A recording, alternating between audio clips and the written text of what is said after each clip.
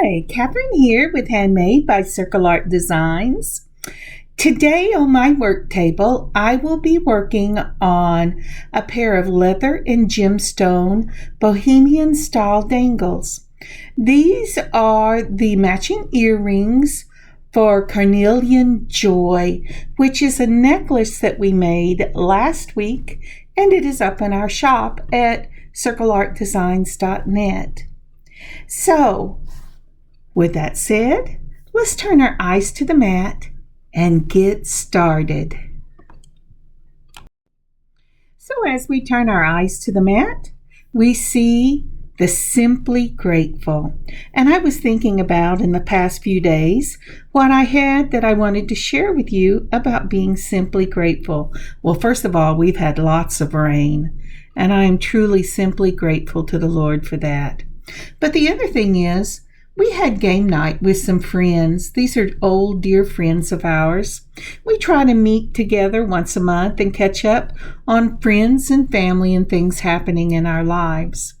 And I'm truly thankful for these friends and the time together.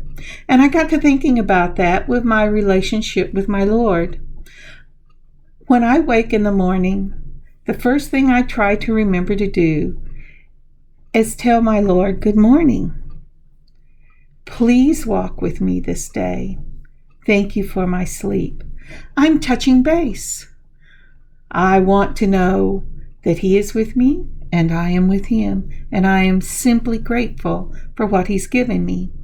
Then, at the end of my day, I touch base again. I want to catch up with Him and tell Him all the things I'm grateful for the day. Sometimes the good, sometimes the not so good, but I know He was with me. That's what I'm simply grateful for today. How about you? What are you simply grateful for today? All right, let's turn our eyes to the mat. Okay, to get started with these earrings, I'm first going to make a leather component. I'm taking 6 inches of the brown orange suede that I used in the necklace. I'm putting the ends together and folding it, making a loop at the top. And then I'm going to take some 20 gauge gold tone artistic wire, just like that. I'm putting it through about 1/4 of an inch from the top of that loop. You want to make sure that you put it down about 1/4 of an inch because you're going to wrap up instead of wrapping down. Now I'm cutting off a piece that's about 3 inches, maybe 3.5 inches in length, and I'm going to start wrapping this leather. So because my hands are out of the picture, let me show you a photo. Here I am folding the leather, the ends together, and then in the second picture, after I've folded it, I'm going to hold the other side where it's made a little loop. It's going to be about 1/4 an inch, and we're going to wrap that loop. Now then, when you're wrapping your leather, you want to make sure that you keep your ends together, and that's what I'm doing when I'm fiddling with this. I am making sure that I am keeping those ends together. The first loop is always the hardest to get started because it doesn't have anything that's catching it yet, and it says, no, I'm not going to do this, and you just have to be persistent. Sometimes it's like little dog whenever, or your little kitty that says, no, I'm not going to do this. But I am wrapping up. If you're just persistent with it, it will begin to wrap up. Don't worry about it if the loops have a tendency to spread out a little bit. You can take your chain nose pliers and just move them down. So again, in this picture, I am taking about 3 or 4 inches of a 20 gauge wire, and I'm sticking one end of it, leaving about 1 inch hanging out through the loop. I'm going to hold on to that. And then, keeping the leather lined up, I'm going to begin to wrap around the leather, going up the loop. And I'll want to put 3 or 4 complete loops on this to finish this part off. Make sure that they are all together. Now then, once you have done that, I am going to take my mallet pliers there, and I'm going to go ahead. I started to say mallet. I'm not putting a mallet. And I'm going to mash it tight on the leather. Now, the piece that I started with, I am bringing across the fold at the bottom of the wrap, just like that. I'm going to use my flush cutters, and I'm going to cut it inside so that nothing is hanging out. And I'm going to take and I'm going to mash it right up against that bend so that it's kind of tucked in there, and it won't be seen by anybody, and it shouldn't be felt by anybody at the same time. And so that's what I'm doing right here. There you go. Okay, so come on now. And then I'm going to hold my leather just like that. Make sure I like it. Oop, I got one side that was not happy. Mashing it up. We're going to take my straight nose and we're going to move them up again, making sure they are on both sides. They are nice and tight. Now then, the little tail I have right there, I'm going to take and I'm going to move it through the loop on the top. Remember, this was the one we wrapped because we wrapped up. Now, once I get it started up the top, I'm going to take my chain nose pliers and I'm going to grab that little bit right there. I may have to push a little bit more through. I always try to do just the least amount, but I did. I had to put that a little more through, and I'm going to go ahead and I'm going to pull that through the loop. I'm sorry. I'm tired whenever I got this done. When I get tired, I have a tendency to pull things up closer to my eyes to see, and that's how they get out. Okay, so here is a picture of this final wrap of the leather component, and you can see the wire coming through the little loop. You're going to take those flush cutters again, and you're going to go just slightly inside the loop and clip the wire. That way the wire is in the loop and not where it's going to scratch anything or hang on your clothes. Okay, let's continue on. Okay, again, what I'm doing is I have put that wire through the loop. I put my flush cutters into the loop and I cut it so nothing is hanging out. And there you have that finished leather component. Now I'm going to take these wonderful little pliers and I'm going to mash the loops down just to make sure they're really grabbing that leather. And now I am ready to start with the next section as soon as I quit playing with the leather.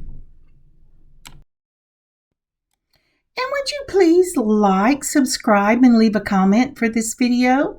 And if you haven't hit the notification bell on our channel, please do so, and it'll keep you informed when we put new content up.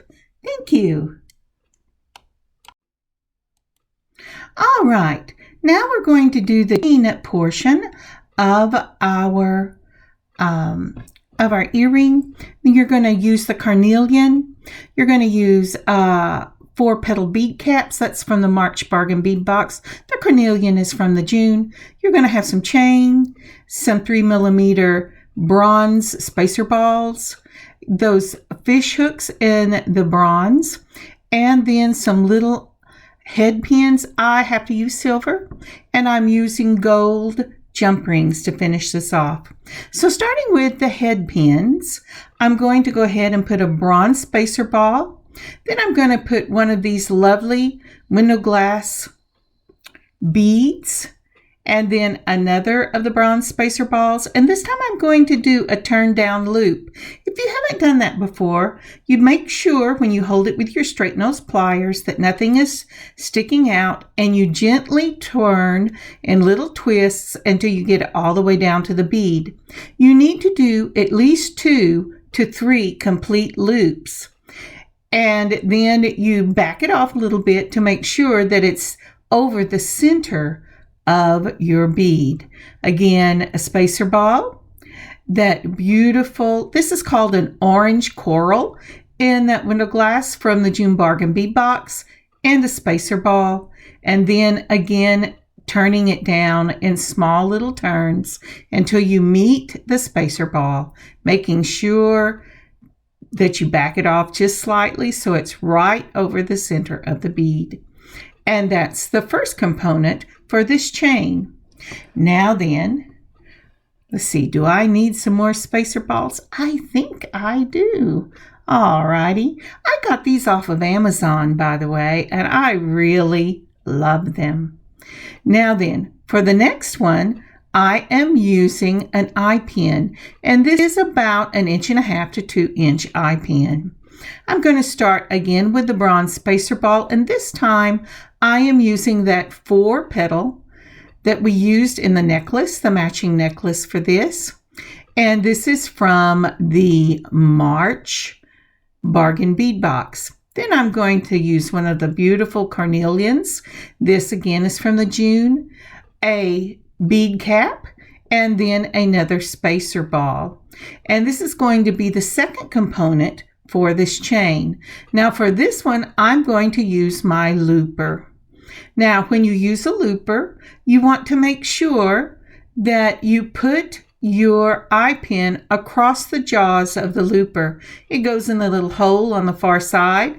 The bead goes right up against the edge. Make sure your hole will be in the same plane. Mash the handles. It cuts it off. It should be a straight line. Then just back off just a little bit, and it should give you a lovely little question mark. Once you've done that, take your straight nose pliers, go ahead and bring it all the way till they touch and it closes off the loop. If it doesn't quite get it closed off, I can guarantee that the chain nose pliers will usually close it for you. Make sure the loop is cut over the bead, and you've got your first one done, and I did the second one off camera. So now the carnelian and that orange coral glass is ready. I have my chain that I'm going to use for this. I have counted off 7 links. That's about, I would say, 1/2 inch of chain, maybe 1 inch, but I think it's 1/2 inch. And I went ahead and got out my bronze oval jump rings. I really love oval jump rings because they are cut on the side and they're less likely to pull open. So I take in the twist of one wrist, holding it between 2 chain nose pliers. I open up the jump ring. I am going to put on my carnelian component, and then I'm going to put on that orange coral glass component. Then between 2 chain nose pliers, I'm twisting one wrist. You don't want to make the jump ring the overly tired. I'm sorry, my brain has lost the words, but it does, you can stress the metal and then it won't hold for you. Again, doing the same thing, we're going to open up that jump ring. We're going to put the coral and then the carnelian. And then you're going to close up your jump ring, holding it between 2 chain nose pliers. Twist one wrist so you don't stress the metal. Remember, metal, like clay, has a memory, and if you stress it, it will remember, and it has a weak spot, and it will go back to that weak spot. Alrighty, now that I've got that done, I am counting off my links, and I have 7 links in that. Again, I am going to take one of the jump rings, the oval jump rings. I'm going to open it up. I'm going to put the top of the chain on one, the carnelian on one, and then I'm going to put the chain on that same jump ring, and I'm going to close it up. I will do the same thing with the other side because we have 2 earrings. I'm having a little trouble trying to make sure that that jump ring is closed. The trick for this is if you run your finger over those jump rings and there's a rough spot, your jump ring isn't meeting completely, which means it's not closed. All right, for each earring, you're going to need a leather component, and you're also going to need a chain component. So I'm going to go ahead and do the other side, which we'll put on the carnelian and the coral and the chain, and we're going to close it up just like we did the first side, making sure that it's not rough and it really is closed. And now we have the components ready for both earrings. Alrighty, now on to the next. What we're going to do is we're going to take one of the larger jump rings. This is I believe it's either a 6 or an 8 millimeter, and I'm putting it right inside the hole at the top of the leather component. It will go right through the middle, and then I'm going to put on the chain that goes with it. Now, when I get this finished, I'm sorry my hands are not in the right space. I'm going to close it up. And this particular jump ring will face down. This is not the one that we're going to be hanging this earring from. This is a component in and of itself. Once I get this jump ring closed, I will turn it around where the opening is inside the loop. And let me see if I can get you a picture. Okay, this is a much better picture of what I'm trying to show you because my hands are in this picture. All right, so what I have here is holding it on my curved nose pliers. I have put my jump ring through the leather. So I have my leather on the jump ring, and then I put my chain component on the jump ring. Then holding it between two chain nose pliers, I will close this up, making sure that the ends meet. Once that is done, I will take my fingers and move this jump ring into the open space in the leather so that the opening does not show. Okay, let's move on. So with the same size jump ring, I'm going to go ahead, open it up with two chain nose pliers, and then I'm going to slip the second jump ring on top of the first jump ring in the leather. That way, one will face down holding both components, and the other one will be facing up. So here you have it down. You can see that this is the first one I put on. And let's put this back down. Maybe.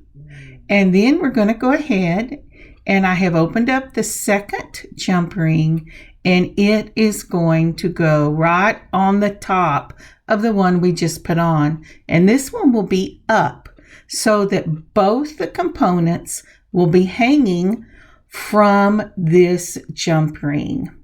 So I'm sorry you can't see. There you go. I have slipped it through the top just like that. And then I'm going to go ahead and close it up.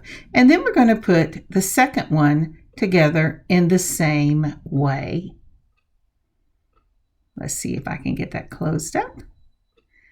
And I did. And let me see if I can get you a picture.